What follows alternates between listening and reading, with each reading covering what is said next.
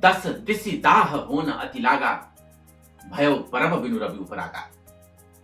जब राम जी रावण का वध करने लगे तो अचानक से दसों दिशाओं में बहुत गर्मी बढ़ गई और बिना अवसर के, बिना योग के ही सूर्य ग्रहण लगने लगे। नमस्कार दोस्तों, स्वागत है आपका शास्त्रीय ज्योतिष के इस चैनल पर, जिसका की नाम है ज्योतिष रहस्य। 20 अप्रैल को सूर्य ग्रहण होने वाला है और इसलिए इस बार मंगलवार के कार्यक्रम में हम आपके लिए लेकर के आए हैं ग्रहण पर एक शोधपूर्ण प्रबंध। दोस्तों, ग्रहण का हमारे शास्त्रों में बहुत ही विशेष महत्व है।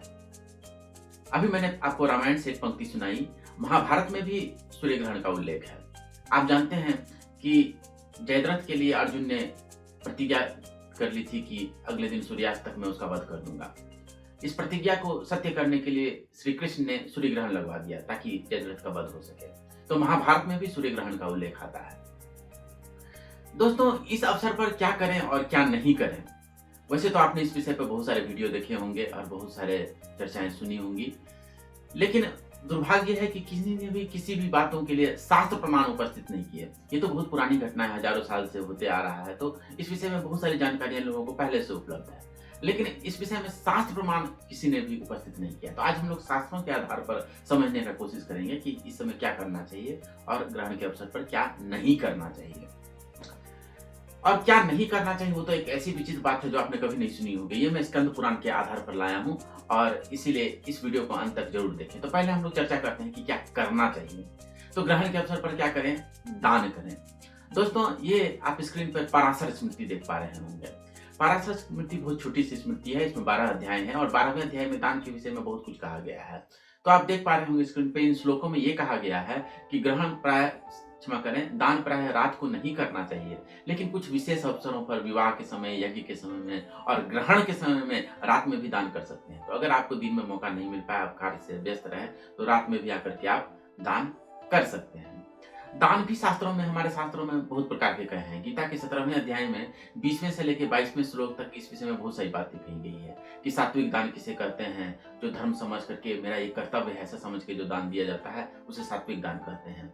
फिर राजसी दान के बारे में कहा गया है, जो बदले में किसी फलाकांक्षा के वजह से दान किया जाता है, किसी उपकार की वजह से किया जाता है कि बदले में मुझे उपकार, सामने वाला व्यक्ति उपकृत महसूस करे और मुझे उसका फल दे, तो उसके लिए जो दान किया जाता है वो राजसी दान कहा जाता है।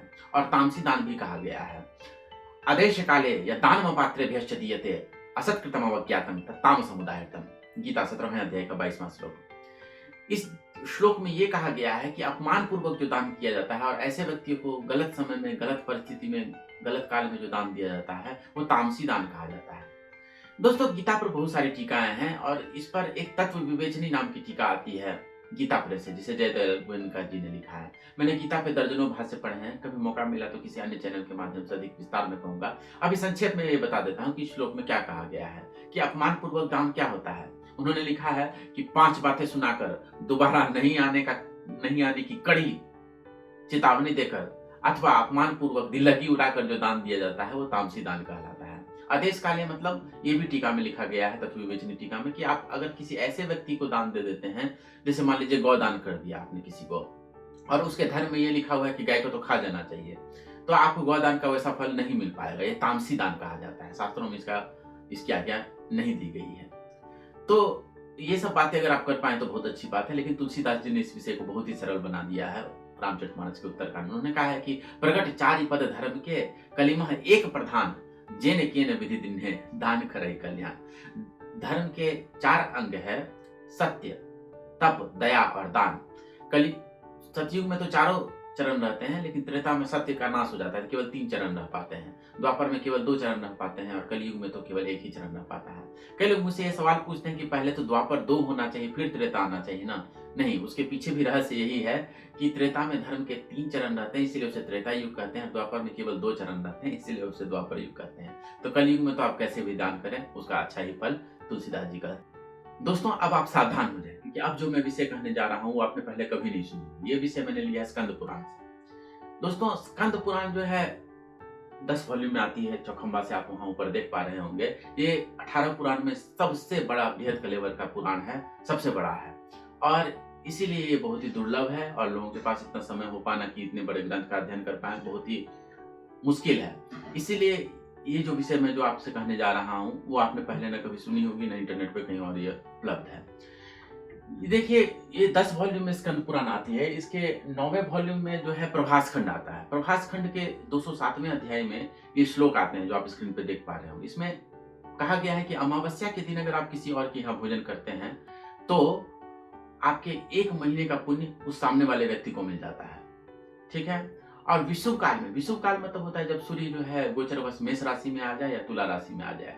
तो ज्योतिष शास्त्रों में सूर्य के मेष राशि में जाने का और तुला राशि में जाने का बहुत विशेष महत्व है। सूर्य मेष राशि में उच्च का होता है और तुला राशि में नीचे का होता है। तो आप जानते हैं कि 14 अप्रैल से लेकर के अभी जो है सूर्य मेष राशि में गोचर कर रहे हैं। तो ऐसे समय को विषुव काल कहते हैं। विषुव काल में जब आप किसी और के यहाँ भोजन करते हैं तो आपके 3 महीने का पुण्य जो है सामने वाले अन्नदाता को मिल जाता है। लेकिन उससे भी ज्यादा खतरनाक बात कही गई है ग्रहण के विषय में। कहा गया है कि इसी श्लोक में, जैसा कि आप देख पा रहे होंगे, कहा गया है कि ग्रहण के समय में अगर आप किसी और के यहाँ भोजन करते हैं ग्रहण के दिन, तो आपके 1 साल का, क्षमा करें, 12 वर्षों का पुण्य जो है सामने वाले अन्नदाता को मिल जाता है। जी, 12 वर्षों का पुण्य। तो एक तो आप ऐसे छोटे मोटे पुण्य कभी कभार करते हैं, वो भी किसी और को मिल जाए तो ये बहुत अच्छी बात नहीं कही जा सकती। इसलिए भूले से भी आप किसी और के यहाँ ग्रहण वाले दिन भोजन ना करें। आपको अगर कर सकते हैं तो उपवास करें, और नहीं कर सकते हैं तो कम से कम अपने यहाँ भोजन करें, किसी और के यहाँ भोजन नहीं करें, क्योंकि उसे दान का फल मिल जाएगा, आपको अन्नदान कराने का फल मिल जाएगा और आपके 12 वर्ष का पुण्य उसके पास चला जाएगा। दोस्तों, ग्रहण के माध्यम से शास्त्रों में हमें और भी एक शिक्षा दी गई है, लेकिन उससे पहले मैं ये कह दूं कि अगर आपको यह सूचनाएं ये जो जानकारी दी जा रही है इस चैनल के माध्यम से अगर आपको उपयोगी लग रही है तो आप इसे अन्य लोगों के साथ भी शेयर करें, क्योंकि भगवान बुद्ध कहते हैं सब दानम धम्म दानम जिनाति, सारे दानों में धर्म का दान सबसे श्रेष्ठ है। तो ये जो धर्म की बातें आपको बताई जा रही हैं शास्त्रों से, अगर आप इसे और लोगों के साथ शेयर करते हैं तो आपको धर्म का दान करने का पुण्य मिलेगा, जो सबसे बड़ा पुण्य भगवान बुद्ध कहते हैं। खैर, हमारे साथ और भी बातें कहते हैं और भी शिक्षाएं देते हैं ग्रहण के माध्यम से। तुलसीदास जी ने दोहावली में लिखा है कि सरल वक्र गति पंचग्रह चपरे न चितवत काहू, तुलसी सूधे सूर शशि समय विडम्बति राहु। इस दोहे में ये कहा गया है कि जो अन्य ग्रह हैं, जैसे मंगल हैं, बुध हैं, गुरु हैं, शुक्र हैं और शनि हैं, ये 5 ग्रह जो है कभी बकरी चलते हैं, कभी मार्गी चलते हैं। तो इनकी ओर तो राहु कभी गलती से भी नहीं देखता, लेकिन बेचारे सीधे साधे जो सूर्य और चंद्रमा हैं, जो हमेशा सीधी गति से ही चलते हैं, कभी वक्र गति से नहीं, वक्री नहीं होते, इनको तो राहु जो है समय आने पे ग्रस लेता है। इसलिए कलयुग में जो है बहुत ज्यादा सीधा होना भी अच्छी बात नहीं कही गई है। तुलसीदास जी रामचरितमानस में भी लिखते हैं, टेर जानी सब बंदई काहू, बक्र चंद्र मही ग्रसै न राहु।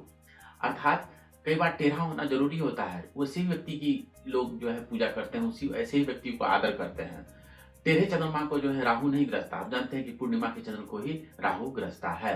तो शास्त्र हमें ग्रहण के माध्यम से यह भी शिक्षा देते हैं कि ऐसे समय में मनुष्य को बहुत ज्यादा सीधा भी नहीं होना चाहिए कि लोग आपको फायदा उठा करके आपको ठग के चले जाएं। दोस्तों, ग्रहण के विषय में ये बातें आपको कही गई कि क्या करें, दान करें, क्या नहीं करें, किसी और के यहाँ भोजन नहीं करें और बहुत ज्यादा सीधे न बने। दोस्तों, यहाँ पे शास्त्र के विषयों का ऐसे ही शास्त्रों के आधार पर विश्लेषण होता है, अफवाहों के आधार पर नहीं। इसीलिए शास्त्रीय बातों को शास्त्रों के आधार पर जानने के लिए बने रहे हमारे चैनल ज्योतिष रहस्य पे। आशा है आपका यह ग्रहण बहुत ही विशेष होगा, आप इसमें धर्म लाभ को उपलब्ध होंगे। आपका बहुत बहुत धन्यवाद।